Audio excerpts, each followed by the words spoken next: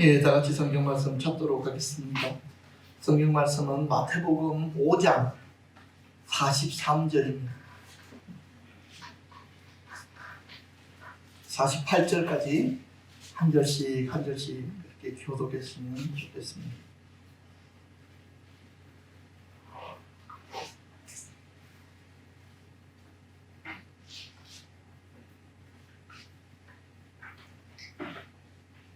제가 먼저 43절 읽겠습니다. 또 내 이웃을 사랑하고 내 원수를 미워하라 하였다는 것을 너희가 들었으나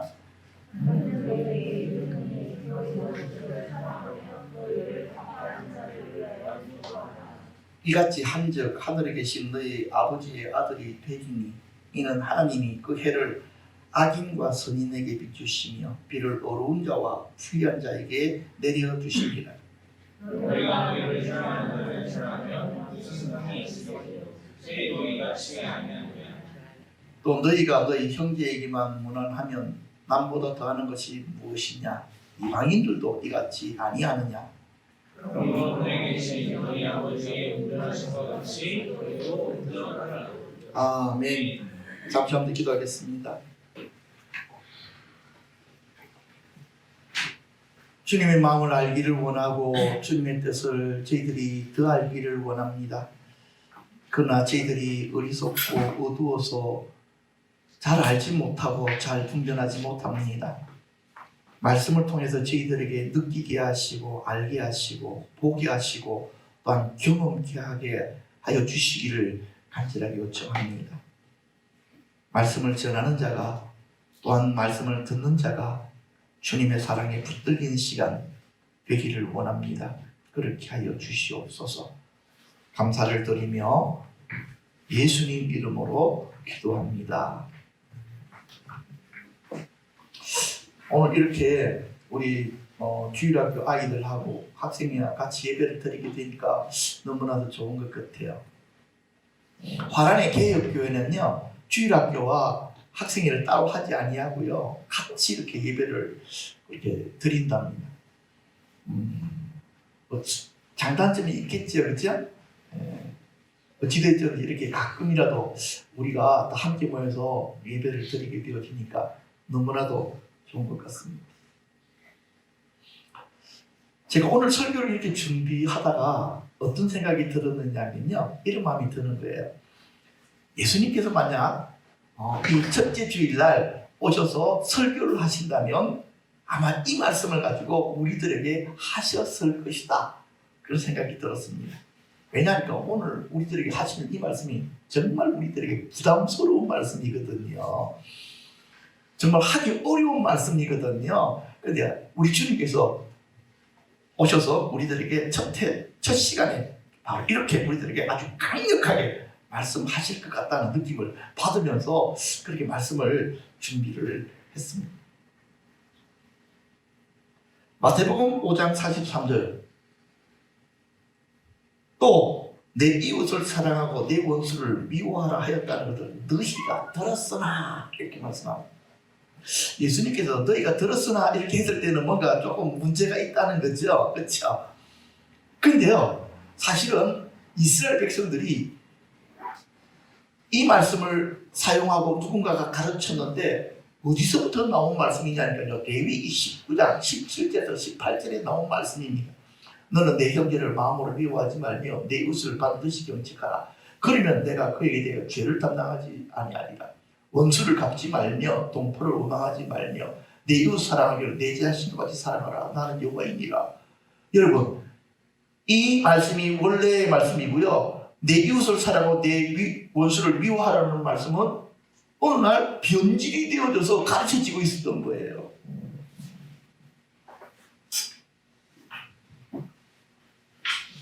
좀 이해가 되시죠? 그렇죠?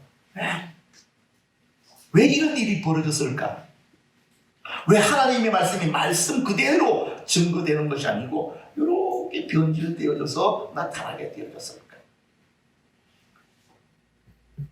이것이 마귀가 가지고 있는 가장 기본적인 전략 중에 하나예요. 하나님의 말씀을 말씀대로 성도들이 받게 하는 것이 아니고 이렇게 조금 비틀어지게 받게 하는 것.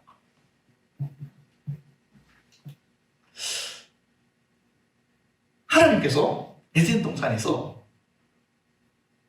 아담과 하와에게 이렇게 말씀하셨거든요. 선악을 알게 하는 나무의 열매는 먹지 말라. 내가 먹는 날에는 반드시 죽으리라. 이렇게 하셨던 거예요. 근데 참 재미있는 것은요, 창세기 3장 4절에 뱀은 여자에게 뭐라고 이야기합니까? 결코 죽지 않는다. 참 재미있는 것은요, 하나님의 말씀과 사단의 말 가운데에 하와의 말이 들어있어요. 하와는요, 뭐라고 이야기하느냐니까요, 이렇게 이야기합니다. 동산 나무의 열매를 우리가 먹을 수는 있으나 동산 중앙에 있는 나무의 열매는 하나님 말씀에 너희는 먹지도 말고 만지지도 말라. 너희가 죽을까 하노라. 이렇게 했답니다. 그러니까 사단이가 뱀이 하와에게 뭐라고 물었다고요? 야, 너 동산 중앙에 있는 선악과 먹지 말라고 하시더냐? 이렇게 묻지러 왔습니다. 동산에 있는 모든 나무 실과를 먹지 말라 하시더냐? 그러니까 하와가 하는 말이 아니. 그런데 이 하와가 지금 하는 말 중에 뭔가 빈틈이 있다는 것을 사단이 발견하게 됩니다. 하와가 뭐라고 이야기했어야 되냐면 이렇게 이야기했어야 돼요. 선악을 알게 하는 나무의 열매는 먹지 말라. 내가 먹는 날에는 반드시 죽으리라. 이렇게 대답을 했어야 되는데 하와는요, 죽을까 하노라 라고 이렇게 딱 말씀을 했다는 것입니다. 그러니까 그 말씀의 빈틈을 사탄이가 딱 틈타가지고요, 안 죽어. 이렇게 했다는 것입니다. 하와가 뭘 변질시켜 버렸습니까? 말씀을 딱 변질시키니까 사단이가 그걸 딱 틈타가지고요, 하와를 넘어뜨리면서 말씀 안 지켜도 돼로 이끌고 나갔다는 것입니다. 저는 어린 시절에 부산역 근처에서 살았습니다. 제 놀이터가 부산역이었어요. 그런데 역전에는요, 지금은 없지만 그때 역전에는 거의 매일 누가 나와 있었냐니까 약장사가 나와 있어요. 뒤에 북을 갖다 이렇게 달고요, 앞에 북 치고 장구 치고 다 그래서 막 연주를 하면 사람들이 이렇게 모여지게 되고, 사람이 좀 모이면요, 원숭이에게 재주를 넘게 딱 합니다. 사람들이 어느 정도 이렇게 딱 모이면요, 이제 뭐가 시작됩니까? 약을 팔기 시작하는 거예요. 그런데 이 약장수가 말을 얼마나 잘하느냐니까, 어린 내가 들었을 때도 그때 돈 있었으면 분명히 그 약을 샀을 거예요. 왜냐니까 그 약을 설명을 하는데 어떤 사람이 이 약을 먹어야 되느냐라고 이야기하는데 들어보니까 우리 엄마가 먹어야 되는 이야기. 내가 들었을 때는. 왜? 그 사람이 말하는 모든 정세가 다 있는 거야. 나중에 알고 보니까 그것은 아기를 낳은 여자들은 다 그런 정세를 가지는 거야. 그 어린 나는 모르잖아. 그런데 그 약이, 그 약사가 설명하는, 그 약장수가 설명하는 그 정세랑 우리 엄마 정세랑 너무나 똑같으니까 별로 효심은 없지만 그럼에도 불구하고, 내가 저거 사다가 우리 엄마 줬으면 좋겠는데 내가 돈이 없잖아요. 그러니까 그 날마다 구경만 한 거예요. 그런데 어느 날 말입니다, 그 만병통치약을 팔던 그 사람이 약국에 들어가서 약을 사는 걸 내가 본 거예요. 그러니까 내가 이상한 거야. 저 사람이 파는 약은 만병통치약인데 왜 저 약을 안 먹고 약국에 들어갈까? 왜 그렇습니까? 그 약이 어떤 약이기 때문에? 가짜이기 때문에 그렇습니다. 변질되어진 말씀은요, 가짜 약과 같습니다. 내 이웃을 사랑하고 내 원수를 미워하는 그 말씀은요, 가짜 약입니다. 그런데 그 당시에 이웃은 누구였을까요? 이스라엘 사람이에요. 그럼 원수는 누구입니까? 로마 군인들. 그리고 로마 군인들에게 쓰임받는 하수인들이 바로 원수들이에요. 그러니까요, 맞아. 우리는 우리 동족인 유대인을 사랑하고, 그쵸? 누구를 미워하고, 로마 군인들과 로마 군인들에게 이렇게 종노를 하는 저 못된 녀석들을 미워하는 것은 당연하다. 이렇게 생각했을 것입니다.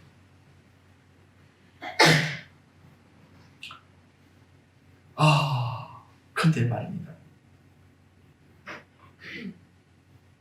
이웃은 사랑하고 원수를 미워하는 것이 하나님의 말씀인 것처럼 보이지만 그것은 하나님의 말씀이 변질되어진 말씀입니다. 그런데 여러분들에게 이웃은 어디까지가 이웃입니까? 이웃을 사랑하라 그랬는데 어디까지가 이웃인 거예요? 가족들? 사촌들? 먼 친척들? 아니면 같은 아파트 동에 사는 사람들? 그 사람들까지가 이웃입니까? 어디까지가 이웃이에요? 자, 근데요,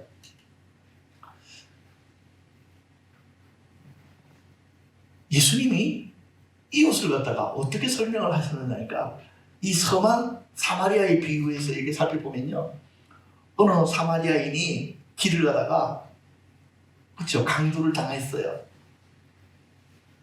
그래서 그가 엄청 두들김하고 쓰러져 있는데 그 앞에 한 제사장이 지나가다가 그를 보았지만 도와주지 않고 그냥 지나갔습니다. 그 다음에 레위인도 지나갔는데 그를 발견했지만 도와주지 않고 그냥 지나갔습니다. 근데 세 번째, 누가 지나가다가 선한 사마리아인이 지나가다가 그를 도와주고 그를 데려다가 그렇죠, 치료시켜주고 도와줬습니다. 그래서 예수님께서 물으셨습니다. 누가 이웃이냐? 그렇게 한 것입니다. 여러분, 누가 이웃입니까? 선한 사마리아인이 이웃입니다. 다른 말로 이야기하면요, 내가 어려울 때 도움을 주는 그 사람이 이웃인 것입니다. 그러니까 유대인들은 어떤 사람이 이웃이라고 생각하고 있습니까? 당연히 제사장이 나의 이웃이고 레위인이 나의 이웃이고. 왜? 아주 존경스러운 사람들이니까. 근데요, 우리 주님께서는 그 이웃이라는 잘못된 개념을 어떻게 하십니까? 정확하게 반박하십니다.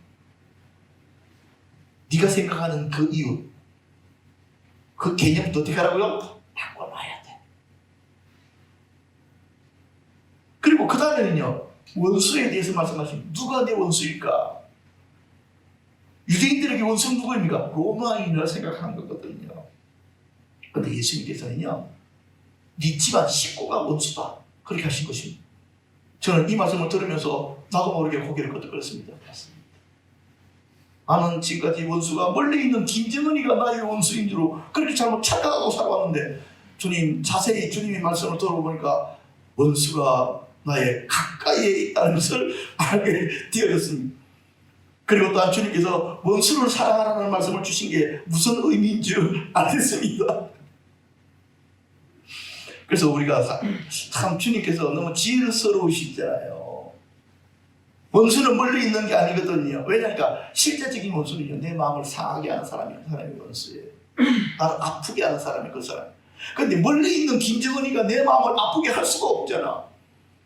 걔는 내 마음을 아프게 못하니까 동해안에다가 미사일을 쏘지만 내 가슴에다가 미사일을 안 쏘잖아. 그쵸? 그러니까 괜찮아. 그냥 나를 향해서만 쏘지 않으면 괜찮아. 그런데 가까이 있는 사람은요, 어떻게 합니까? 말로서 내 마음을 아프게 만들고 힘들게 만들잖아요. 그래서 나도 모르게 아이고 저 원수라는 말이 입에서 그냥 자연스럽게 만들어지는 거잖아요. 그것뿐만 아니라 형제들끼리도 늘 다투다 보면 어때요? 정말 짜증나고 힘들잖아요.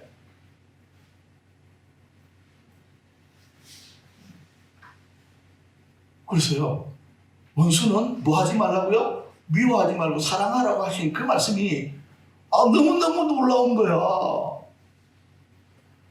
그 말은 무슨 말씀이라고요? 맞는 말씀인 거야. 그래서 예수님께서 나는 너희에게 이르노니 너희 원수를 사랑하며 너희를 박해하는 자를 위하여 기도하라, 그렇게 말씀합니다. 제가 영주동교에서 전도사를 할 때요, 제가 청년회를 맡았는데 그 청년회 회원 중에 한 사람이 어린 시절에 양아버지한테 성적인 폭행을 이렇게 당한 적이 있었어요. 그래서 그가 좀 어린 시절부터 집을 나와가지고 그렇게 부산에서 어렵게 자기가 스스로 돈 벌어가면서 그렇게 자랐습니다. 그런데 하루는 그 양아버지가 어린 시절의 일들을 사과하기 위해서 찾아온 거예요. 그런데 이 청년이 얼굴을 보려고 하지를 않더라고요. 왜 그러냐면 트라우마가 있는 거거든. 마음 상처가 너무 큰 거거든. 그런데 그때 이 멍청한, 그때는 제가 전도사잖아요. 이 멍청한 전도사가 아버지를 용서해라는 말을 했다가 완전히 얼굴이 변해버리는 거예요. 전도사님, 당신이 뭔데 내한테 함부로 따온 이야기를 하냐고. 내가 가지고 있는 상처가 얼마나 큰 줄 아느냐고. 그래서 내가 찍소리도 못하고 그냥 아이고 빨리 이 자리에서 피하는 것이 좋겠다고 빨리 나왔어. 그게 제가 무식해서 그런 거예요. 내가 한 말이 틀린 말은 아니지만 내가 무엇을 살펴보지 못했냐면요, 그 사람이 가지고 있는 마음의 상처가 얼마나 큰지를 제가 제대로 가늠하지 못해서 그런 것입니다. 그럼에도 불구하고요, 이 여자 청년이 넘어서야 될 한 영역이 무엇입니까? 바로 그 부분들을 넘어서지 못하면 평생 그 묶임에서 풀려나지 못하는 거지요. 손양원 목사님의 일대기 사랑의 원초탄이라는 책에 보니까요, 여순 반란 사건이 일어나게 됩니다. 그런데 그때 손양원 목사님의 두 아들이 동인과 동신인데 이들이 미국의 앞잡이로 몰려가지고 인민재판을 받게 됩니다. 그 재판의 결과는요, 사형이었어요. 그것도 뭘로 죽였느냐니까요, 돌멩이로 던지고요, 죽창으로 찔러가지고 죽었습니다. 얼마 후에 이 반란이 진압되어졌죠. 그때 주동자들이 이렇게 심판을 받게 돼요. 재판이 열려서. 근데 놀랍게도요, 손양원 목사님이 그 재판에 참석해가지고 그 주동자를 용서해달라고 그렇게 청원을 하고, 그 주동자를, 자기 아들을 죽인 그 주동자를요, 자기 양아들로 삼았습니다. 아는 사람이 손양원 목사님을 향해서 뭐라고 이야기했냐면 위선자라고 불렀어요. 왜? 그건 사람이 할 수 있는 일이 아니에요. 심지어는 손동이라고요, 손양원 목사님의 딸인데요, 자기도 어릴 때 자기 아버지가 자기 오빠를 죽인 그 사람을 자기의 양아들로 삼는 것을 보고 충격을 받았다. 자기 아빠가 이해가 안 되는. 그래서 제가 가만히 설교 준비를 하다가 묵상을 했어요. 도대체 할 수 없는 그 일을 그분은 어떻게 하셨을까? 자기 사랑하는 두 아들이 죽창에 맞아 죽었다는 소식을 들은 그날 밤에 그 목사님이 어떻게 했을까? 가슴을 부여잡고 땅에 뒹굴렀을 거예요. 그리고 하나님께 물었을 것입니다. 하나님, 왜 이런 일이 벌어집니까? 왜 그 착하고 성실한 아이들, 그 아이들이 다르게 죽은 것도 아니고 그렇게 모질게 돌멩이에 맞고 죽창에 찔려 죽게 되어졌습니까? 그때 하나님 뭘 했습니까? 내가 무슨 잘못이 있었길래 왜 내 아들을 그렇게 하십니까? 차라리 나에게 그렇게 하시지 하고 막 울부짖었을 것입니다. 근데 그저 묵상하는데 제 마음에 하나님 이렇게 말씀하셨을 것 같아요. 손 목사야, 네 아들 죽어서 네 마음이 아프냐? 손 목사야, 그것 때문에 네 심령이 찢어지고 깨트려지고 무너지고 살 소망이 없는 것 같이 힘들지. 나도 그랬어. 내 사랑하는 아들 십자가에 못 박고 내 마음도 그랬어. 지금 네 마음이 바로 내 마음이야.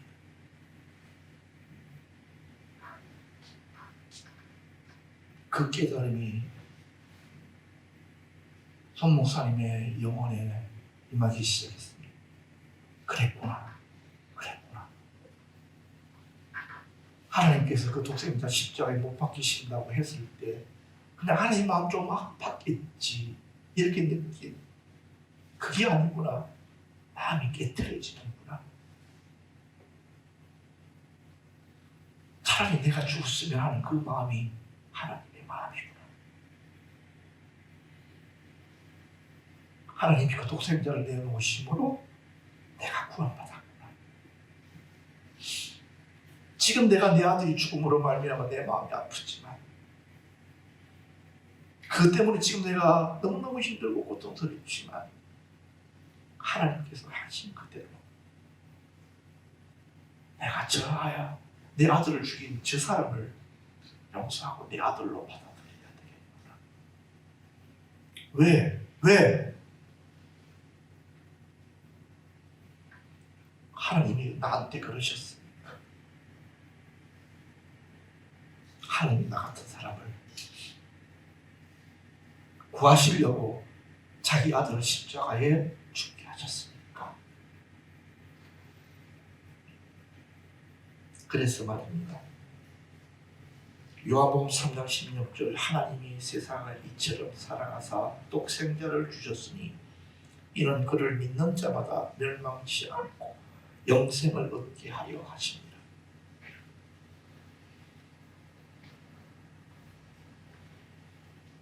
하나님께서 내게 이렇게 행하셨으니까 나도 하나님께서 내게 행하신 대로 내 아들을 죽인 저 사람을 내 양자로 삼아 사랑해야 되겠구나. 그렇게 하시고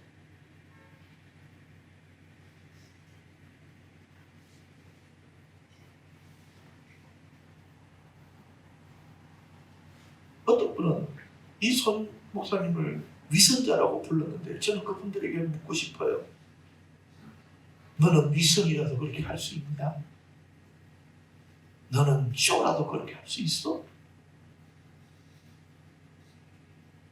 이런 걸 쇼한다고 말하는 네가 도대체 어떤 마음을 가진 사람이야?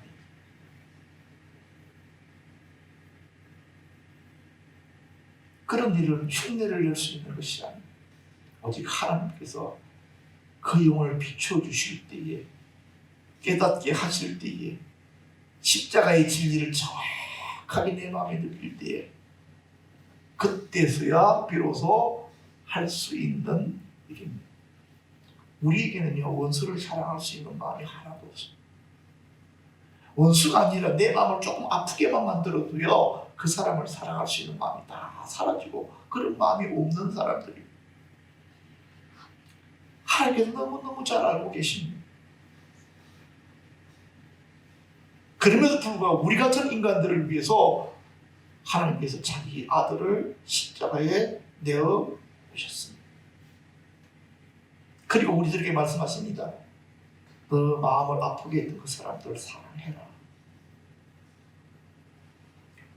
왜요? 무엇 때문에요? 그것이 그 일에 묶이지 않는 것이랍니다. 많은 사람들이 이전의 상처들 때문에 그 기억에 붙들려서 새로운 삶을 살지 못하고 계속해서 그 기억에 붙들려서 그렇게 살아가는데 그것이 끊어지려면 그 일들로부터 네가 자유하려면 용서하는 법을 배워야 돼. 용서하는 것이 끊는 정도가 아니고 너는 좀 더 나아가서 그 사람을 사랑하려고 해야 돼. 그렇게 말씀하신 것입니다. 그것을 우리가 배워야 되는 것입니다.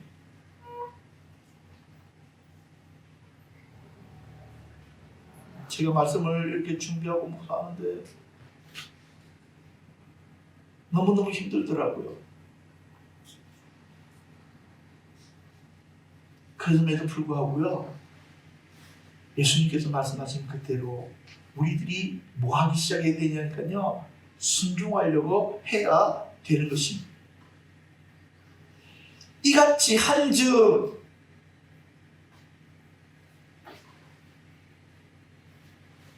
나에게 험한 일을 저지르고 나를 핍박하는 그 사람들을 위해서 기도한즉 뭐가 된다고요? 그때부터야 비로소 하나님의 자녀다운 모습이 드러나게 된다. 이렇게 말씀하고 계십니다. 지난주에도 말씀을 드렸지만요, 우리는요 어떤 본성을 가지고 있냐면 한 대 맞으면요 두세 대를 보복하고 싶은 자들이에요. 그것이 우리의 본성이에요. 그런데 나를 때린 자를 어떻게 사랑해? 나를 향해서 함부로 말하는 사람을 어떻게 사랑하느냐고. 내 입장에서는 절대로 될 수가 없지. 가능하지 않지. 그 사람 생각만 해도 정말 분노심이 내 속에서 솟아오르는데 감당할 수가 없는데 근데 하나님의 입장에서 보면 되는 거지. 왜? 내가 하나님으로부터 받은 사랑이 바로 거기서부터 나온 거니까. 그래서 우리는 기도하는 거지. 나는 할 수 없지만 하나님의 사랑을 내게 좀 더 부어주세요. 하나님의 은혜를 더 부어주세요. 그래서 내가 원수 갚는 것이 아니고 그 앞에 서서 그를 위해서 기도할 수 있도록 나를 좀 지켜주시고 붙들어 주세요 라고 하는 거지. 이런 일들은 세상 사람들이 이해가 안 되는 거지. 그렇지만 예수 믿는 사람들은 그렇게 해야 되는 거거든. 왜? 그것이 복음이니까. 내 본성에는 안 맞지만, 내 생각은 도저히 할 수 없지만,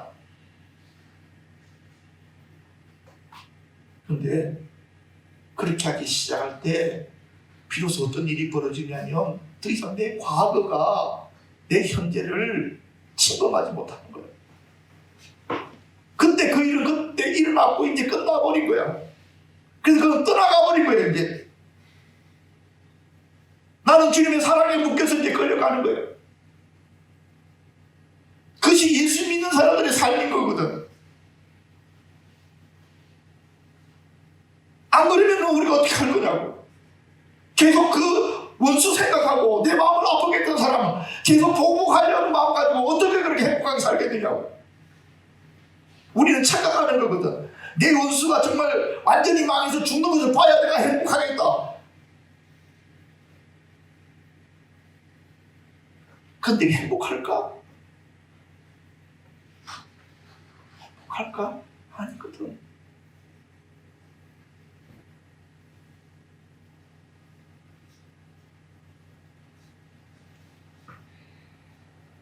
어떤 사람이 실제로 어린 시절에 어떤 큰 일들 때문에 보복할 마음을 가지고 있다가 어른이 되어서 실제로 보복을 했대요. 그럼 자기 속이 시원하게 행복할 줄 알았대. 근데 복수를 하고 나서 자기에게 남는 것이 하나도 없더래. 사람들이 물었습니다. 형사가 잡아가지고 당신 그 사람을 그렇게 하고 나서 마음이 어땠습니까? 마음이 시원했습니까? 아니. 왜 그렇게 했습니까? 나도 잘 모르겠어요.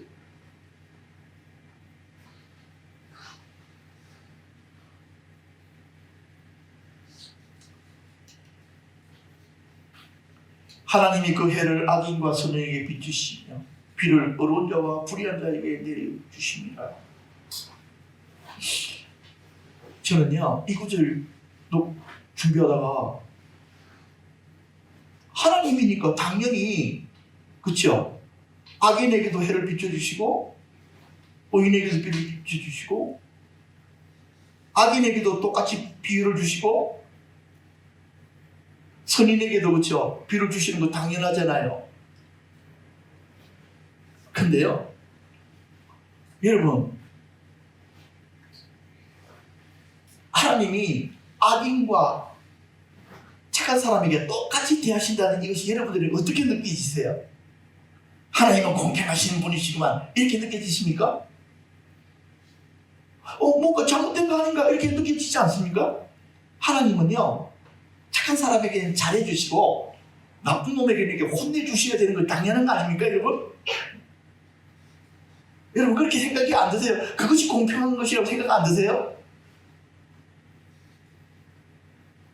그래서 하나님께서는 착한 사람에게는 축복을 갖다가 막 부어주시고 나쁜 놈들에게는 하늘에서 막 불벼락이 막 떨어지게 하시고 이러시면 얼마나 좋을까?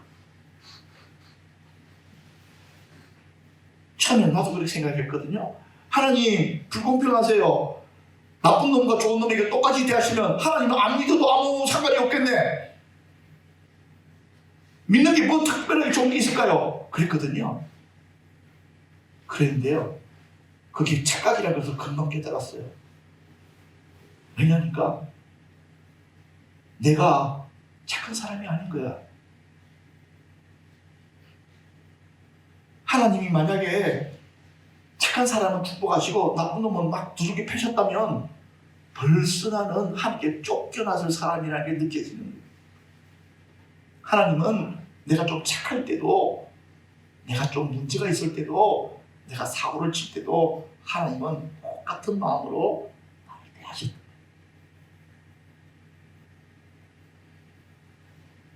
그래서 나보다 못한 사람이 나보다 잘 되는 걸 보면서 우리는 배 아파하잖아. 그게 잘못된 거거든. 하나님은 똑같이 사랑하시. 왜 어떤 사람은 나보다 훨씬 잘 됩니까? 이렇게 말할 이유가 없는 거예요.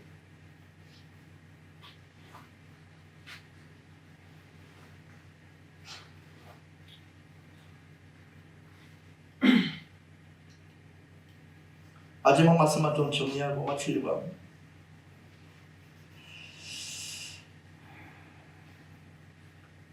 너희가 너희를 사랑하는 자를 사랑하면 무슨 상이 있으리요? 세리도 이같이 아니하느냐? 또 너희가 너희 형제에게만 원하면 남보다 더한 것이 무엇이냐? 이방인들도 이같이 아니하느냐? 이 세리와 이방인들보다는 어떻게 된다고요? 나아야 돼. 그들도 뭘 한다고요? 예, 자기가 좋아하는 사람 좋아하고 자기가 싫어하는 사람들은 미워한다고. 그렇지만 누구는 달라야 된다고요? 예수쟁이들은 달라야 된다.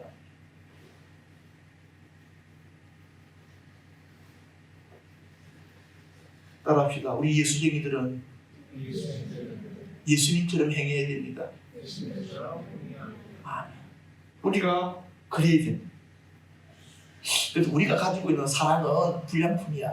내가 좋아하는 사람에게는 내 사랑이 작동이 되는데 내가 미워하는 사람에게는 내 안에 있는 사랑이 작동이 안 돼. 그러나 하나님이 가진 사랑은 진짜야. 그렇지? 하나님의 사랑은 나쁜 사람에게도 나쁜 놈들에게도 동일하게 역사하고 어떻게 하기 위해서? 돌이키게 하기 위해서 역사하고 그리고 착한 사람에게도 하나님의 사랑은 역사합니다. 왜? 사랑하시는 그대로 드러내십니다. 우리 안에 있는 우리의 잘못된 이 불량품 사랑이 변화되긴 누구의 사랑으로? 하나님의 사랑. 우리 마음에 십자가가 바르게 세워져 있어야 돼. 나 같은 자를 위해서 예수님께서 십자가에 달리신 그것들이 머릿속에서 잊어져서는 안 돼. 그래서 내 주변에 있는 사람들부터 사랑하기 시작하는 법을 우리들이 배워야 됩니다.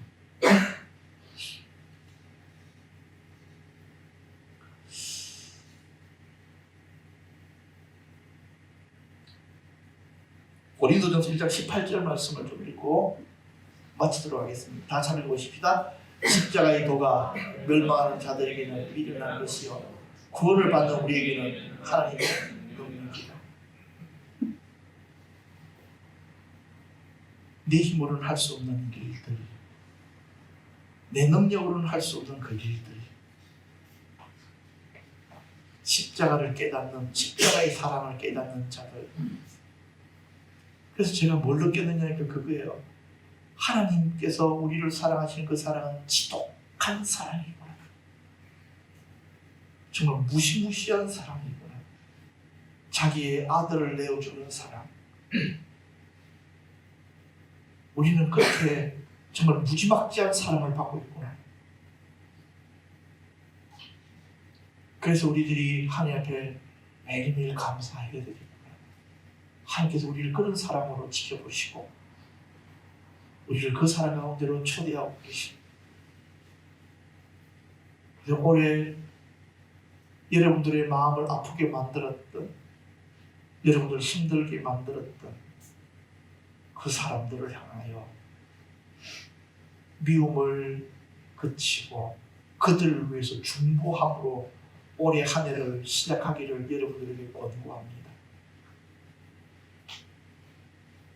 그럴 때 하나님께서 여러분 사람들의 위대한 일들을 시작하시게 될 것입니다. 다 같이 기도하겠습니다.